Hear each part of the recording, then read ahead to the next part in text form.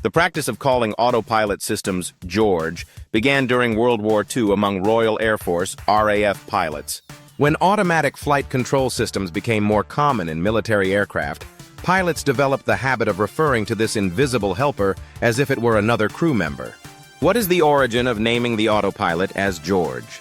One popular explanation connects it to George de Belder, a key engineer who worked on early autopilot systems for the RAF.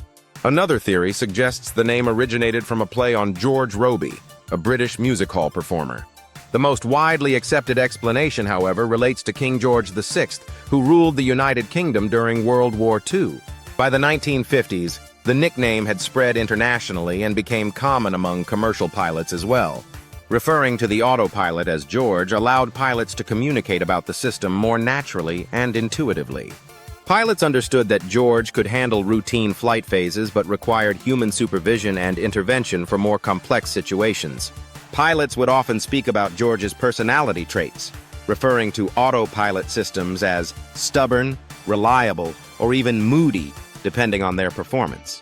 This anthropomorphization helped create a working relationship between pilots and their automated systems, establishing a mental framework for understanding the technology's capabilities and limitations. As aviation technology advanced through the jet age and into the digital era, the nickname persisted. Modern autopilot systems bear little resemblance to their mechanical predecessors, having evolved into sophisticated computerized flight management systems. Yet many pilots, particularly those with connections to aviation traditions, still use the term George when discussing autopilot functions. The name's endurance speaks to the importance of human factors in technological advancement. Complex systems become more accessible when we can relate to them in human terms. In the high-stress environment of an aircraft cockpit, familiar terminology provides comfort and clarity.